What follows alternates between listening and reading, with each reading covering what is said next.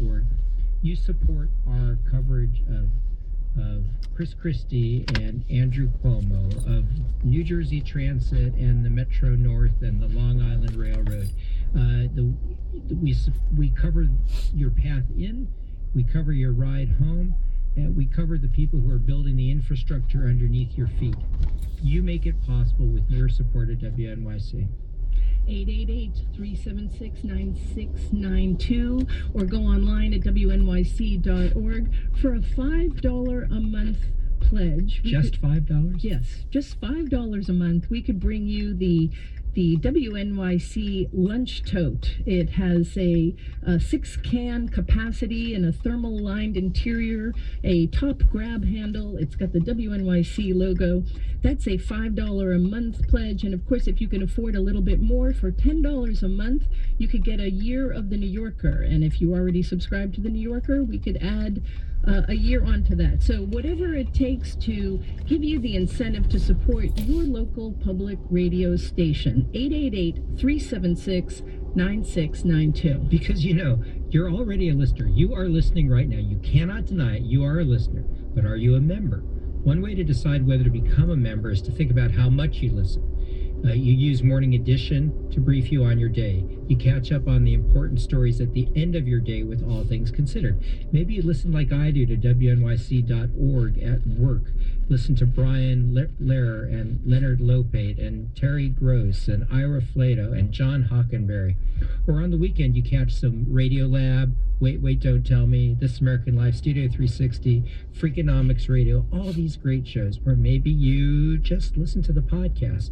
Whatever, if you're listening like that, you need to be a member, and you need to become one now by calling 888-376-9692 or by giving online at wnyc.org. It only takes a couple of minutes, and really, what we ask is full participation. It really does not matter to us how much you give. It matters to us that you do give. We want our listeners to be part of the production of public radio in the New York area. So give us a call at 888-376-9692 for serious, sane coverage of the issues and some levity thrown in. We try to entertain, cajole, and educate and inform all in the same day. And you make it possible with your gift of really any size. Here's the thing, if I may cite another one of our shows. Contributions of any amount matter because listeners provide WNYC's largest and most reliable source of funding.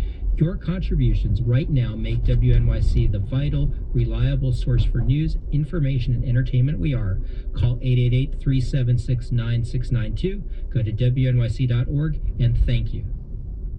This is The Takeaway. I'm John Hockenberry, and at the 88th Academy Awards on Sunday night, host Chris Rock and everyone there in the largely white audience will have some splaining to do. 2 years in a row of all-white acting nominees, very little acknowledgement of anyone else not white. How will the winners reference this controversy or avoid it altogether? Remember Sean Penn winning for playing the gay politician Harvey Milk back in 2009? You commie, homo-loving sons of guns. Rafer Guzman, our film critic and film critic for Newsday, looks back at the Oscar speeches that did it best. Anyone who's given a toast at a wedding knows the best way is to be clear, be brief, and be gone. For years, those were pretty much the rules at the Academy Awards. The thrill of this moment keeps me from saying what I really feel.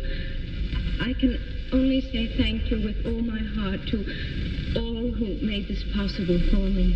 Thank you. Grace Kelly accepting her Oscar for The Country Girl in 1955. Back then, acceptance speeches were short, gracious, and never political. Even when Sidney Poitier became the first African-American to win as leading actor for Lilies of the Field in 1964, he opted for understatement. Because it is a long journey to this moment, I am naturally indebted to countless numbers of people. Poitier named a few people involved in the film, and that was it. But by the 1970s, the speeches started to sound a little different, Marlon Brando opted not to accept for his performance of The Godfather's Don Vito Corleone. Hello, my name is Sasheen Littlefeather. I'm Apache, and I am president of the National Native American Affirmative Image Committee. I'm representing Marlon Brando this evening, and he has asked me to tell you in a very long speech, which I cannot share with you presently, that he very regretfully cannot accept this very generous award. And the reasons for this being are the treatment of American Indians today by the film industry. Excuse me. Overnight, Littlefeather's moment in 1973 became one of the most controversial in the history of the awards. 2 years later, a documentary filmmaker, Bert Schneider, spoke out on the Vietnam War. It is ironic that we are here at a time just before Vietnam is about to be liberated. I will now read a short wire that I have been asked to read by the Vietnamese people. That went over like a lead balloon with the show's host, Frank Sinatra. He came out and read a letter from the Academy, apologizing for those remarks. But that was nothing compared to the reception Vanessa Redgrave got in 1978, when she jumped into the Israel-Palestine issue. And I pay tribute to you, and I think you should be very proud that in the last few weeks you've stood firm, and you have refused to be intimidated by the threats of a small bunch of Zionist hoodlums whose behavior is an insult. These days, we kind of expect an Oscar speech to address current affairs and political issues. When Michael Moore picked up an Academy Award in 2005 for his anti-Bush documentary Fahrenheit 9/11, you just knew it was coming. We live in a time where we have fictitious election results that elects a fictitious president. We live in a time where we have a man sending us to war for fictitious reasons, whether it's the fictition of duct tape or the fictitious of orange alerts. We are against this war, Mr. Bush. Shame on you, Mr. Bush. Shame on you. Well, if the Iraq War seemed like a hot-button issue then, imagine what the topics of race and racism will do to this year's Oscar speeches. And here's a wrinkle. The Oscars are trying out something new called the Thank You Scroll. It's a list of names submitted in advance that will zip across the bottom of the screen. It's supposed to leave more time for the winners to say something else with their 45 seconds. And you can bet they will. If this weekend's Oscar winners are looking for a role model to follow, then my nomination for Best Speech would go to a silent star, Charlie Chaplin.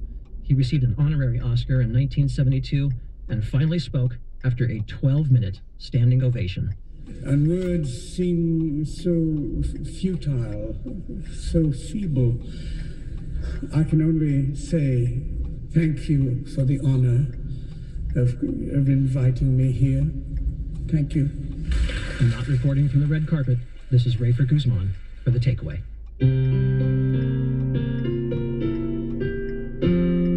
Okay, we will do... Oh, shoot. For all of her too short life in music and the 20th century's cauldron of change, Nina Simone posed the question, what's happening? Hey, we're in the middle of a revolution, because I see the face of things to come. Yes, I see.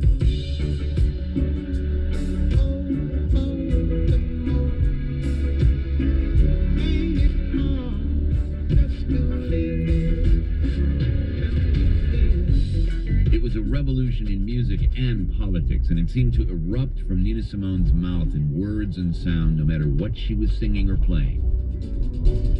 Oh, Cinnamon, where you gonna run to? Cinnamon, where you gonna run to? Where you gonna run to? All on that day, will I run to? Those two songs by white composers, Randy Newman's Baltimore and Les Baxter's Sinnerman, details. Everything else came from deep inside one of the most influential musicians of the 20th century.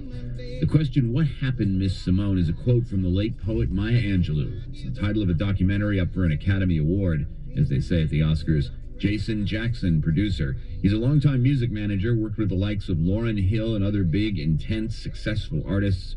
But he speaks of the making of this film as something like a religious experience. She's a mythical figure in the artistic and activist community, but I was always attracted to some sort of humanity in her story somewhere, and that's sort of what set me off on this whole journey. There's a soundbite in the film where she says, and this is during the peak of her activist period, "My art is going to reflect my times." And she says it with a look of just, this is obvious. Doesn't everybody understand this? What was her crossing of the threshold, do you think, in the story? Really interesting. And that was one of the more amazing things that came out during the research for this film, and actually reading her diaries that she wrote down about her life. She felt a particular distance from the civil rights movement for a long time because she was born and raised in the Jim Crow South in a small town called Tryon, North Carolina. And though it wasn't the crucible of Jim Crow, she certainly felt it, and talks about it in the film, where she says the railroad tracks literally divided the town black and white. She felt like racism and discrimination was always going to exist, and complaining about it was really going to do nothing. But she felt differently when she became older, and the Alabama church bombing of the 4 young black girls happened. That's literally when I think she was thrust into the movement. And, you know, her exact words were, "I wanted to pick up a knife and go outside and hurt people." When the kids got killed in that church, that did it. First you get depressed, and after that you get mad.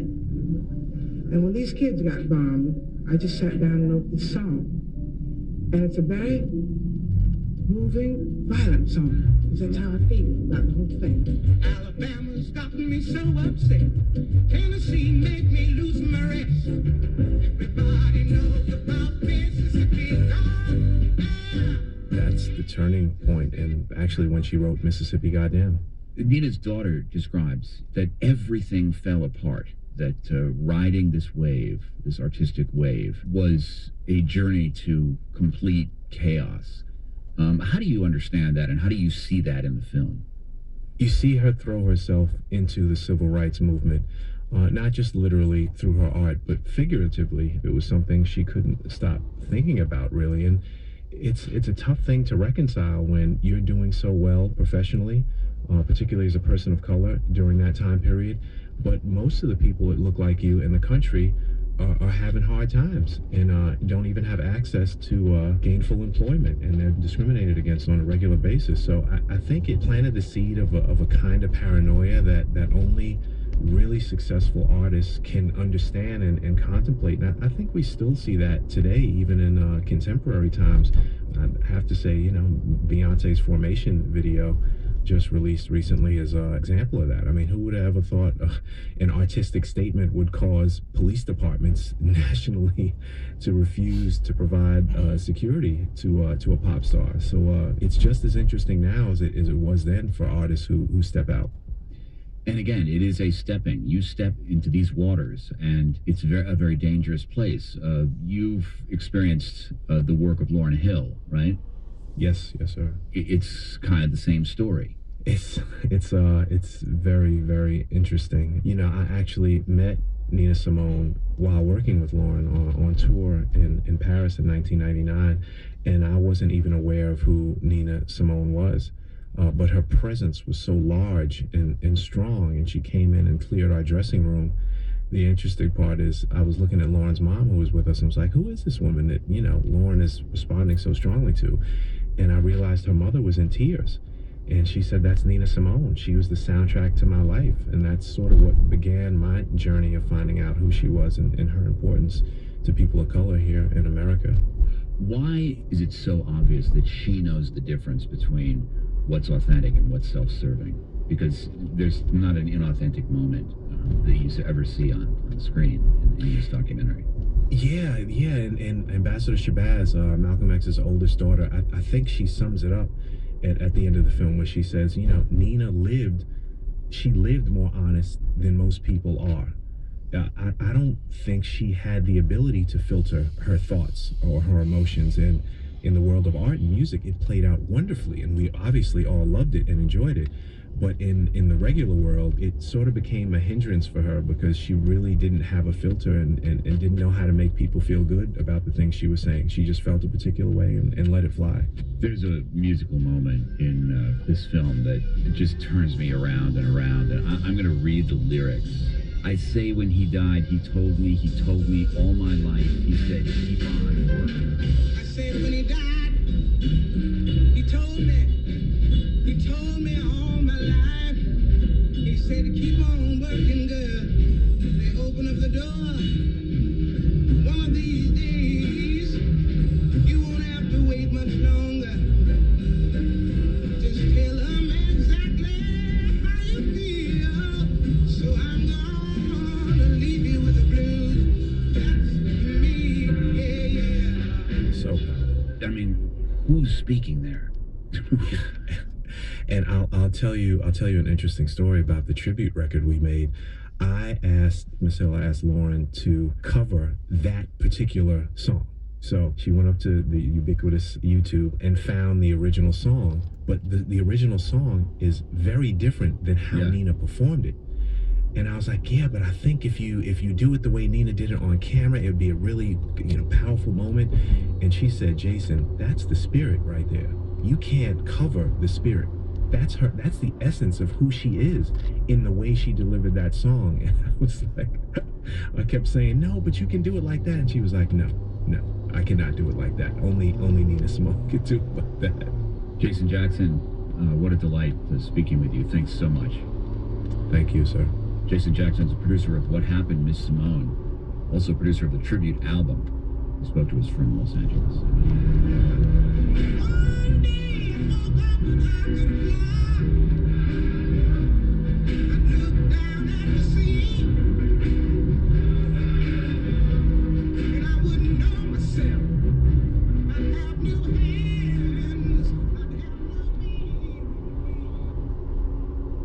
Okay, go ahead. Hi, I'm Robert Krulwich. I'm Jad Abumrad. And we're from the show Radio Lab. And this is it's the pledge drive. Yeah, and we're trying to raise money right now. And usually when we try and do that, we like to keep things polite. Very rational. Very rational. But you know what?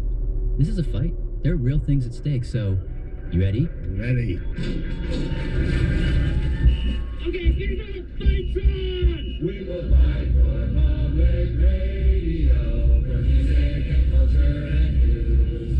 We will fight the only way we know to cycle and measure views. With voices lifted but not too high, with faces all aglow, we'll raise our tote bags to the sky. For PUBLICRADIO, from FM down to AM, commercial radio, pick up there. Station to station, all over the nation, we're on the air. Come on, people, join the fight!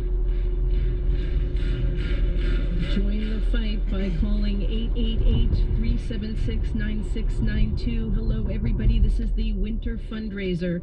And those were actually the voices of a good number of almost all the employees of WNYC singing a song to cajole you to pick up the phone and support your local public radio station, where we are not beholden to commercial interests. We do not have to make shareholders agree with what we're doing. What we need is for you to support your local public radio station, and that gets paid out through the radio and to your ears every day. 888-376-9692. I'm Nancy Solomon, the editor for our 2016 election coverage, and I'm joined by Jim Schachter, our vice president for news, and we're just here to ask you to take this short break from the takeaway and make the call. Make the call to 888-376-9692. I don't have the power to do this, but if enough people call, maybe we'll stop Robert Krulwich from singing on the air if that was his voice, because I'm not so sure that that's what you want to hear. But what you want to hear is the kind of cultural reporting that you just heard John Hockenberry talking to the people involved in the Nina Simone movie earlier today. Leonard Lopate had Mavis Staples as his guest.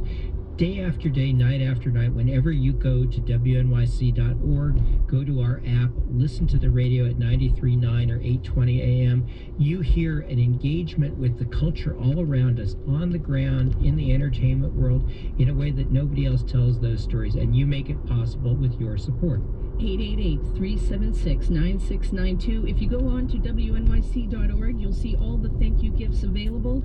For a $10 a month pledge, you could have a subscription to The New Yorker.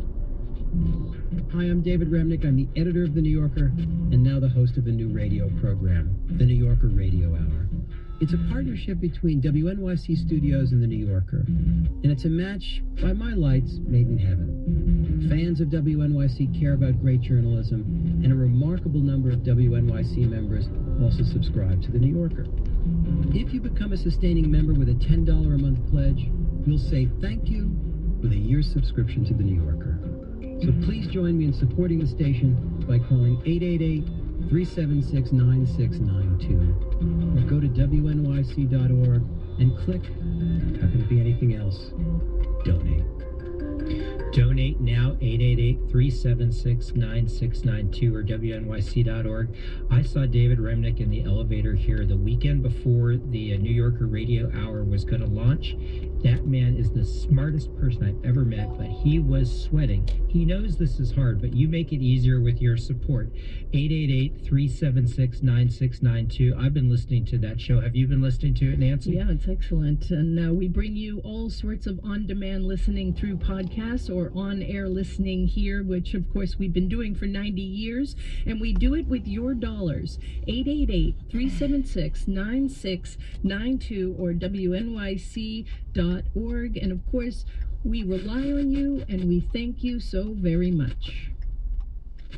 WNYC is supported by IMG, presenting Michael Moore's new film, Where to Invade Next, a comedy about finding solutions to America's problems in unlikely places, now in theaters. WNYC and Radio Love Fest is supported by Delta Airlines, providing service to more than 110 worldwide destinations from LaGuardia and JFK combined. More information at delta.com. So as we said, we're down to 3 in our search for America's greatest innovation: the sewing machine, the mobile phone, and your nomination, the transistor. Of these, the greatest impact on our culture, our economy, our way of life came from, according to your weeks of voting, America's greatest innovation is the transistor.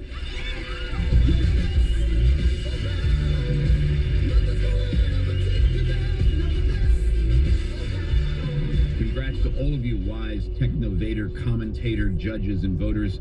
Let's explore one of the early transistor-driven disruptors, the transistor radio. Small, portable, perfect for low-fidelity AM radio. Easy to carry single records. Each contained 2 songs, but the transistor radio contained all songs, or anything the DJ was willing to play. Steve Greenberg is the Grammy Award-winning founder of S-Curve Records, known for such hits as Who Let the Dogs Out by Baha Men and Stacy's Mom by Fountains of Wayne.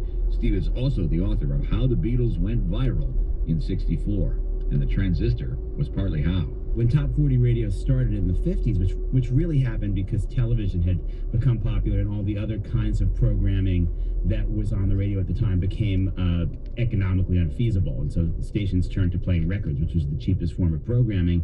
The thing that really caused the format to take off was the popularity of the transistor radio, because suddenly the audience was not only bigger, but it was everywhere. Kids listened to the transistor radio in 2 different ways when they wanted to listen to it privately, right? One was they would put it up to their ear real close, the same way that we would hold a cell phone to our ear today. And then also there was the earplug. Right, not an earbud, it was the earplug. Right, because AM radio was in mono, you only needed one earplug in one of your ears to hear the whole program. And your dad owned headphones. Yes. If he did it all. But the earplug was great because, of course, you would take the transistor radio into bed with you at night, right, and you could listen to music without your parents knowing, and that was the first time the kids were able to do that. What bands particularly benefited from the AM music fast iteration model that really transistor radios created? Well, I mean, certainly the whole rock and roll revolution in the 50s benefited from the existence of transistor radios, because all of a sudden, not only could kids listen privately in their room at night, but they also could take the radio with them everywhere and listen with their friends and create this musical community. So they could listen in the schoolyard or at the beach or in the park or wherever they were with their friends, and that was a new kind of behavior that didn't really exist before. Before, if you wanted to listen to music with your friends, you either did it at home or you went somewhere where they had a jukebox. The band that really most benefited from the transistor radio was the Beatles. Oh yeah, tell you something, I think you'll understand. One of the luckiest things that happened to the Beatles was that I Want to Hold Your Hand was released on December 26, 1963, which is significant because the most popular stocking stuffer gift of 1963 was the cheap transistor radio. And so all these kids got transistor radios on Christmas morning 1963, and Capitol Records released I Want to Hold Your Hand the next day. And they bought the single on the 27th. Yes. They were holding hands by the 28th, and New Year's Eve. Everybody was listening to the song at every New Year's Eve party. In fact, I Want to Hold Your Hand actually sold 250,000 singles in the first 3 days. Do you think every mobile audio device since then is an echo of that original transistor radio? The beatbox, the Bluetooth speaker, the all kinds of things that are available today. Yes, but what the transistor radio had that was unique is that it actually enhanced both the public listening experience and the private listening experience. And most technologies before or since enhanced one or the other. The boombox was public. Right. The Walkman was private. The transistor radio was both. Steve Greenberg, Grammy Award-winning founder of S-Curve Records, author of How the Beatles Went Viral in '64. Thanks so much, Steve. Thank you. The people have spoken. The transistor is officially America's greatest innovation. Support for the search for America's greatest innovation is provided in part by the Lemelson Foundation.